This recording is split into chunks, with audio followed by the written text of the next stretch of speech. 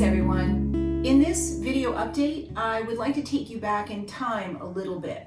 Up until now, these videos have been updates on specific texts that we're working on in the Ocean Book series and helping you understand the book and the topic. But for this video, I would like to take you back in time about a decade to the foundations of how we came up with the deep understanding of how important these integrated literacy and science units are. And I'm very fortunate because today I had the chance to talk with a colleague and a friend who 10 years ago was part of that core group of pilot classroom teachers.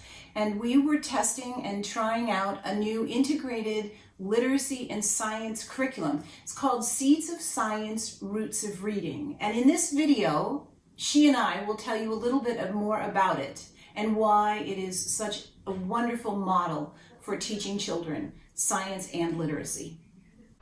So let me introduce Kim Thomas. When we met, she was a second grade teacher at the American School in London, and she was part of the core team that took on the task of piloting the Seeds of Science, Roots of Reading curriculum that was developed by the Learning Design Group at the Lawrence Hall of Science, UC Berkeley.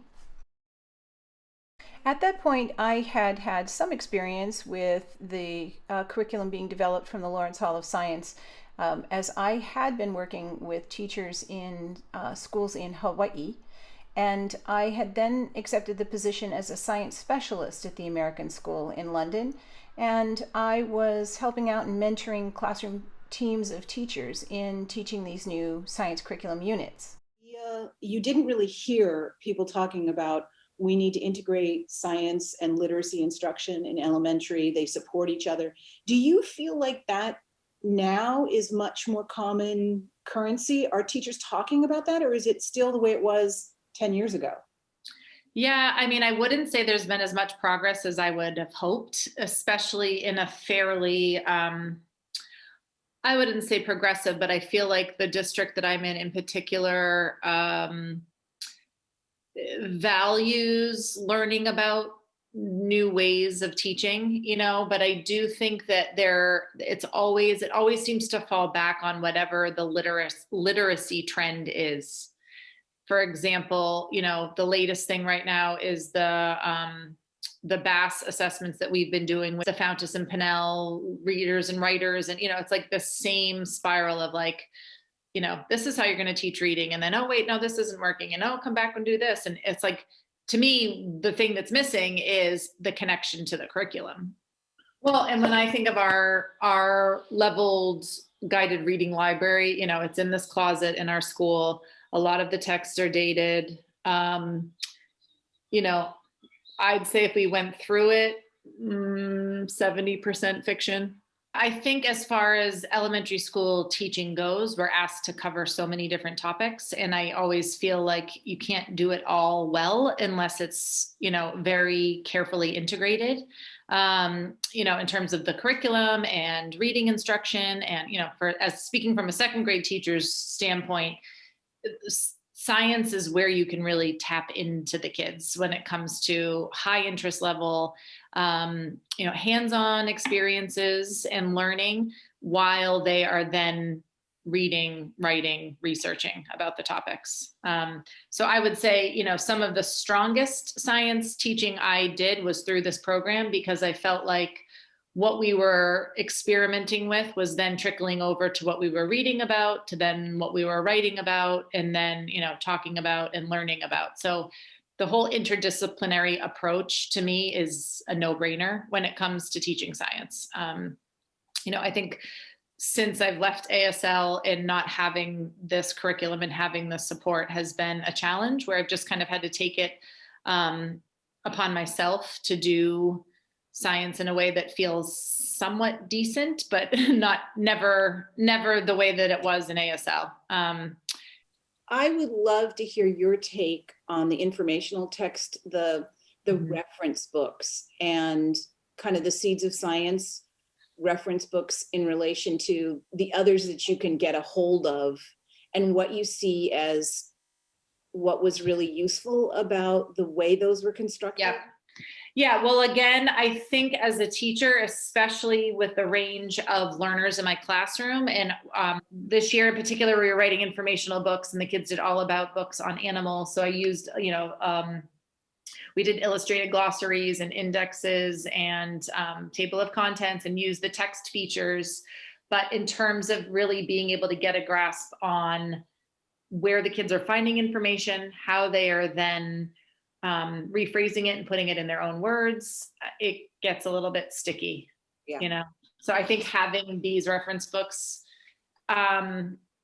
is awesome. And as I'll never forget, there was some statistic where we were talking, this might have actually been at ASL, we were talking about, we focus so much on fictional reading and writing. And that when kids get to 6th, 7th, 8th grade, and it's much more science and social studies heavy, their ability to read nonfiction texts is weak, So I think as a teacher, I've really revamped a lot of what I'm doing. So informational, in terms of what we teach in 2nd grade, it's personal narratives, persuasive writing, but then informational writing, and not having the resources to teach, a lot of the writing that we teach is through reading text that is reader friendly. So if we don't have those tools, I'm kind of making it up as I go, and really using my own writing to model what a good informational book looks like versus looking at a good informational book and saying, what do you notice? What did this author do? How is this helpful? So I think, but in terms of tying it into any sort of, colorful, illustrated, well outlined and formatted books for the kids to really read, it's non-existent. A lot of it is watch this video. So it's like we're trying to make readers out of kids, yes, based on phonics and explicit instruction in the younger years, but to get them as more engaged, reflective readers, we have to also be focusing on the content, and even as a teacher, it's like, how do I direct them in a way that's like gonna help them get the information they want and is useful and relevant and is on topic and is readable, instead of looking up Wikipedia and reading all the scientific names. The more I learn about the topics of science that I'm teaching, I love to teach it. It's just a matter of not having the right curriculum that's conducive to also being able to read these books. Like, so today we talked about, different types of sand and we looked at sand samples. I mean, I still take those out and use them, even though, and that looking at samples of rock kits and rubbing, we do the 3 igneous and, all of the different samplings and that kind of stuff, but it's somewhat irrelevant to their everyday life. To make that connection to them, it just feels very formulaic, So I think when I was looking at, what was it? Jessie makes hair gel. Do you remember that one from the chemistry unit? And that this is also something that kids can relate to, it's like and then you connect that to the, what was the ingredients one? Yeah. Handbook of Interesting Ingredients. Yeah. But I mean, that alone, I'm like, if you're reading with a kid and you want to get figure out their reading level, I mean, here's your fictional informational book, here's your reference book, But that passion and that curiosity, and it's like, and you just, this is the moment, this is the age to feed that, not to squish Totally. it. Yep. Yep. But I mean, if you were to look at stuff we're supposed to cover within 180 days, it's a lot, Yeah. But again, I can't stress enough, so to me, it's like a no-brainer. If you can integrate reading and literacy with your science, then you're cutting your time in half, Yes. Making it all connected for the kid. And especially now with a lot of the literacy continuum stuff that we're all doing, there's this work board, which is a big part of my literacy block in the classroom. So there's all these, and they've done a good job of taking that literacy block and now, there's a little work board icon that says science, social studies, art. So I'm like, perfect opportunity to then have those texts as a station for your rotations in a literacy block relevant to what we're doing in the afternoon when we go outside in the garden and try to research plants and, critters that we're finding in the soil, kind of thing. Look at the whole ecological component to these too. I'm like, you're killing two birds with one stone because you're covering that as you're learning about it. So I can count on pilot some of these books. I would love it. Yes, 100%. Is what's taught in literacy completely separate from those 3 science units, or do they try to align when you're doing informational text structure with a good unit that links with that in terms of the science topic? There's no aligning.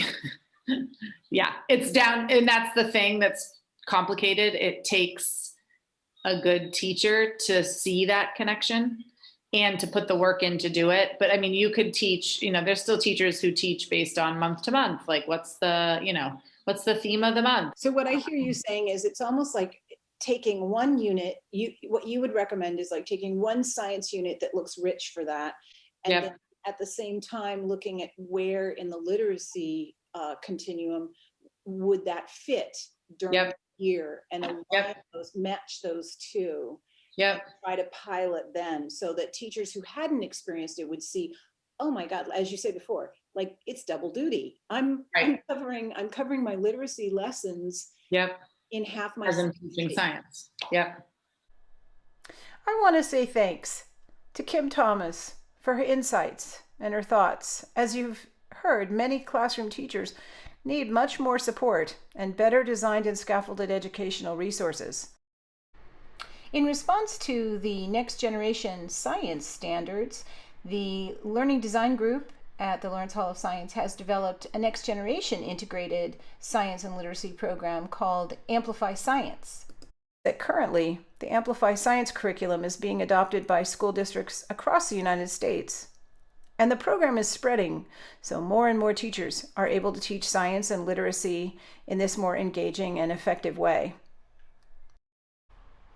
So our Ocean Book Project is just one small part of a much larger movement to improve the quality of science education resources and materials for elementary schools. As many of you know, we've also been developing and piloting a series of science books related to gardening and garden wildlife. Both the garden and the ocean books are designed to work with, not replace, any larger scale curriculum reforms such as Seeds of Science, Roots of Reading, or Amplify Science.